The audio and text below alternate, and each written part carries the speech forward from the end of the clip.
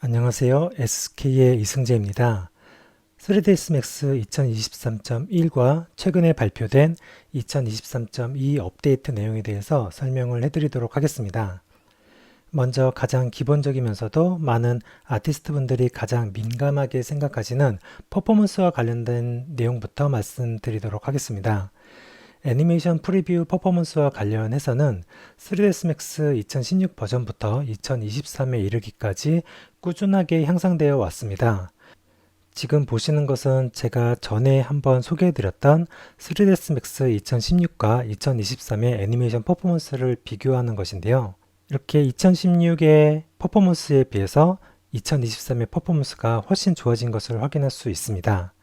2016에서는 굉장히 애니메이션이 끊기는 반면에 똑같은 씬인데도 불구하고 2023 버전에서는 큰 무리 없이 애니메이션이 돌아가는 것을 확인할 수 있습니다. 3ds Max는 여기서 애니메이션 퍼포먼스를 더 높일 새로운 방법을 찾았습니다. 바로 스킨 모디파이어의 성능을 향상시키는 것이었습니다. 스킨 모디파이어의 성능 향상으로 인해서 오토데스크는 공식적으로 3ds Max의 프리뷰 퍼포먼스가 적게는 30%에서 많게는 60%까지 프레임 퍼포먼스가 좋아졌다고 밝혔는데요. 그래서 정말 그런 것인지 저는 이것을 테스트하기 위해서 똑같은 말 애니메이션을 여러 개 복사해서 일부러 부담스러운 씬을 만들고 테스트해 보았는데요. 2023.1 버전과 그 이전 버전과 비교해 보았을 때 같은 씬이지만 확실히 애니메이션 프리뷰 퍼포먼스가 더 좋아졌다는 것을 확인할 수 있었습니다. 그리고 이번에는 모퍼와 관련한 내용입니다. 모퍼 모디파이어도 퍼포먼스가 크게 향상되었습니다. 역시 오토데스크는 공식적으로 이 모퍼 모디파이어의 뷰포트 재생 속도가 최대 30배까지 빨라졌다고 밝혔는데요. 그래서 또 준비해 보았습니다. 모프로 페이셜 애니메이션을 하는 캐릭터 애니메이션을 여러 개 복사해서 역시 부담스럽게 만들고 테스트를 해보았습니다. 그리고 확실히 2023.1에서 이전 버전보다 확실히 빨라진 재생 속도 퍼포먼스를 확인할 수 있었습니다. 이번에는 스플라인 업데이트 내용에 대해서 말씀드리겠는데요. 스플라인에도 스마트한 기능이 생겼습니다. 바로 스플라인 익스트루드인데요. 쉬운 사례를 통해서 알아보기 위해서 스플라인 중에서 스타를 만들어 보겠습니다. 그리고 에디터블 스플라인 모드로 바꾸겠습니다. 이제 세그먼트를 선택해서 움직이면은 이런 식으로 관련된 세그먼트가 따라 움직이는 방식이었는데요. 이제 키보드의 Shift를 누른 상태에서 움직여 보면은 마치 익스트루드가 되듯이 2D인 스플라인도 익스트루드가 되는 것을 확인할 수가 있습니다. 그리고 버텍스도 마찬가지로 익스트루드를 할 수 있는데요. 이를 위해서 세그먼트를 하나 지워 보겠습니다. 이제 버텍스를 선택하고 움직이면은 마찬가지로 키보드의 Shift를 누르고 움직여 보면은 버텍스도 익스트루드 되는 것을 확인할 수 있습니다. 자, 그래서 3D인 상태뿐 아니라 2D인 스플라인에서 스마트한 익스트루드 기능이 도입이 되었기 때문에 2D를 이용한 작업도 빠르게 할 수 있습니다. 지금까지 2D 작업은 3ds Max에서 비주류 작업이라고 할 수 있었는데요. 이렇게 계속 스플라인에도 효율적인 기능들이 도입되고 있기 때문에 스플라인에서 시작하는 모델링 작업도 이제 생각해 볼 수 있게 된 듯 합니다. 그리고 그 다음으로 설명드릴 업데이트는 사용성의 향상과 관련되어 있습니다. 바로 프로그레스 바인데요. 파일을 오픈해서 불러올 때 이렇게 왼쪽 하단에 보시다시피 파일을 오픈해서 불러올 때 남은 시간을 확인할 수 있는 프로그레스 바를 확인할 수 있습니다. 이제 3ds Max에서 로딩에 시간이 걸리는 부분은 거의 프로그레스 바로 진행률을 확인할 수 있게 계속 업데이트 되고 있고요. 이번에 업데이트된 이 파일 로드 프로그레스 바는 특히 유용한 업데이트라고 볼 수 있겠습니다. 작업의 효율성을 위한 기능들도 계속해서 업데이트 되고 있는데요. 바로 아이솔레이션 셀렉트도 개선된 점이 있습니다. 아이솔레이션 셀렉트는 뜻 그대로 내가 원하는 오브제만 격리해서 따로 작업할 때 사용하는 기능으로서 보통 단축키를 사용합니다. 단축키는 Alt+Q고요. 확실히 내가 선택한 오브제만 격리해서 집중해서 작업할 수 있게 할 수 있습니다. 그리고 아이솔레이션 셀렉트를 메뉴에서 선택하고자 할 때는 여기를 누르면 되는데요. 그런데 이 아이솔레이션 셀렉트를 꼭 누르게 되면은 추가 메뉴가 하나 더 나옵니다. 이 메뉴는 조금 내용이 다른데요. 맨 위에 것은 누르게 되면은 보시다시피 아까와 다르게 내가 아이솔레이션 셀렉트한 오브제가 확대되지 않은 상태가 유지됩니다. 다시 기존의 아이솔레이션 셀렉트를 하게 되면은 이 기능은 격리할 때마다 그 오브제가 뷰에 맞춰서 확대되는 것을 확인할 수 있습니다. 아이솔레이션 셀렉트를 자주 활용하는 작업자에게는 이 기능이 분명 필요했었기 때문에 이 업데이트는 분명 작업 효율성에 좋은 영향을 끼칠 수 있는 업데이트라고 할 수 있겠습니다. 이번에는 버텍스 컬러를 위한 페인트 기능의 업데이트 내용에 대해서 살펴보겠습니다. 모디파이의 버텍스 페인트도 꾸준히 업데이트 되고 있는데요. 먼저 버텍스 페인트의 레이어는 모디파이어의 스택으로 연결이 됩니다. 이렇게 레이어 추가를 누를 때마다 스택이 추가되는 것을 볼 수 있는데요. 그리고 각각의 레이어에 색을 칠해 주겠습니다.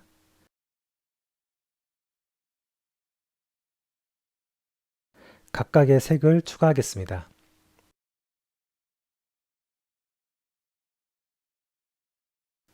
그리고 스택의 위치를 바꾸어 보면은 각각 상위에 있는 레이어가 우선시에서 보여진다는 것을 확인할 수 있겠고요.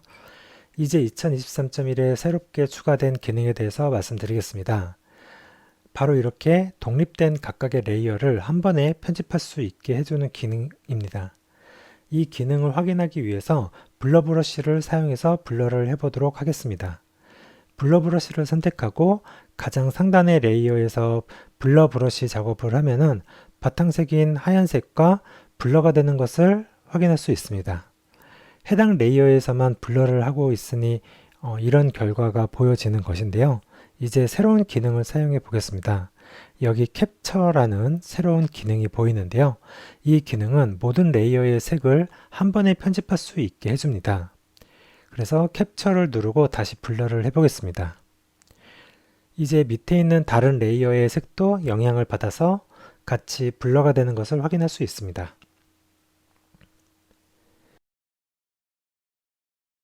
이처럼 새로운 기능인 캡처는 다른 여러 레이어의 버텍스 색상 정보를 한 번에 편집할 수 있는 기능이고요. 버텍스 컬러를 사용하는 디테일한 작업에도 도움이 될 듯 합니다. 그리고 모델러분들이 좋아하실 만한 업데이트도 있는데요. 바로 언랩에서의 릴렉스 개선 사항에 대한 내용입니다. 언랩의 릴렉스는 UV면을 자연스럽게 펴주는 기능으로서 UV 에디팅 작업에서 굉장히 자주 사용하는 기능인데요. 이 릴렉스가 기존에는 무조건 모델링에 속한 면을 통째로 릴렉스 해주었습니다. 일부분만 릴렉스 할 수는 없고 지금 보시는 것은 예전 버전에서의 릴렉스를 보고 계시는데요. 지금 보시다시피 내가 특정 면을 선택한다 하더라도 무조건 모델링을 통째로 릴렉스 해주는 것을 볼 수 있습니다. 그런데 이것이 개선되었습니다. 지금은 이번에 업데이트된 2023.1 버전을 보고 계신데요. 여기서는 내가 선택한 면을 릴렉스 할 경우 그 부분만 릴렉스 되는 것을 확인할 수 있습니다. 모델러 분들에게는 꽤 중요한 업데이트라고 할 수 있겠죠. 그 다음으로 소개해 드릴 업데이트 내용은 새로 추가된 모디파이 기능인 어레이에 대한 내용입니다. 이 어레이 기능은 반복적인 모델링에 도움이 될 수 있는 기능인데요. 이 기능이 어떻게 작용되는지 보여드리기 위해서 심플한 박스 하나 만들겠습니다. 그리고 모디파이에서 어레이 기능을 적용하겠습니다. 그러면 총 5개의 박스가 되는 것을 볼 수 있는데요.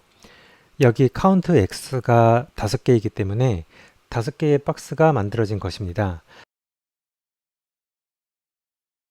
그런데 박스들이 붙어 있기 때문에 정확한 개수를 확인하기 힘들죠. 그래서 여기 offset 값을 수정하면은 늘어난 박스들의 간격이 벌어지게 할 수 있습니다. 그리고 물론 모디파이 스택이기 때문에 과거의 기능으로 돌아가서 수정하는 것도 가능합니다. 당연한 기능이지만 유용하게 응용할 수 있기 때문에 한번 해보았고요. 그리고 Y축으로도 개수를 늘릴 수 있습니다. 그래서 이렇게 X축과 거의 동일한 느낌으로 늘려 보았습니다.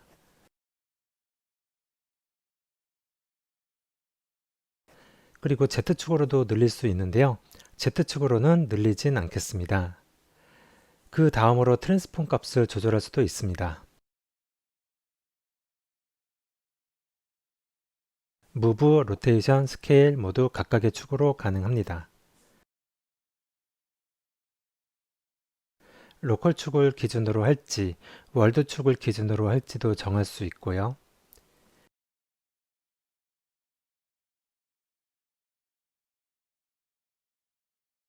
랜덤한 움직임을 주는 것도 가능합니다. 무브, 로테이션, 스케일 등의 랜덤한 값을 줘 보겠습니다.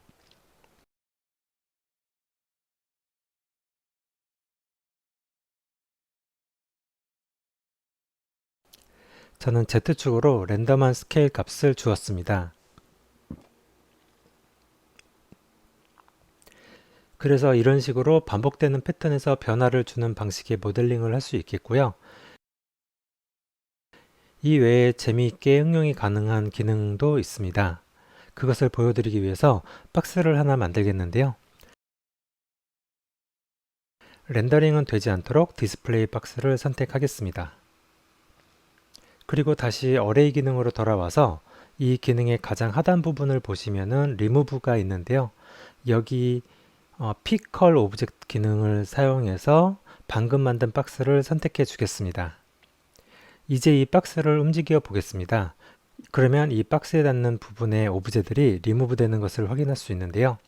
이 기능은 응용하기에 따라서 다양하게 활용될 수 있을 것 같습니다. 그리고 어레이 기능은 다양한 모드가 존재합니다. 어레이 모디파이어의 가장 상단에 디스트리뷰션의 모드를 보시면은 4가지 모드가 존재하는데요. 모두 유용한 모드이기 때문에 간단히 소개만 모두 해드리도록 하겠습니다. 지금까지 한 것은 그리드 모드였고요. 이번엔 바로 하단의 레디얼 모드를 선택해 보겠습니다. 바로 레디얼 구조로 바뀌는 것을 볼 수 있는데요. 이처럼 정렬 구조를 레디얼 구조로 하는 모드입니다. 그리고 이렇게 개수를 늘릴 수도 있고요.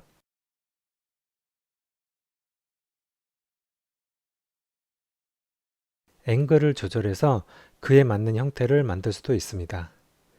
이 형태에서 또 세로 구조로 형태를 늘려나갈 수도 있고요. 그 외에도 다양한 형태의 작업을 할 수 있습니다. 여기 이 부분은 트랜스폼 부분인데요. 레디얼의 형태를 다양하게 조정할 수도 있습니다. 계속하면 한도 끝도 없기 때문에 넘어가려고 하는데요.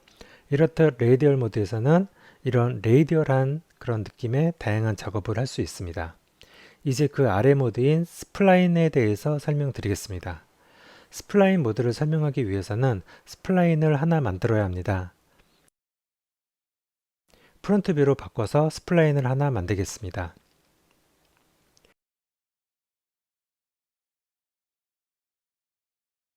그리고 박스를 선택하고 어레이 모디파이에서 스플라인 모드를 선택하고 픽 스플라인을 적용한 후에 적용한 스플라인을 선택하겠습니다.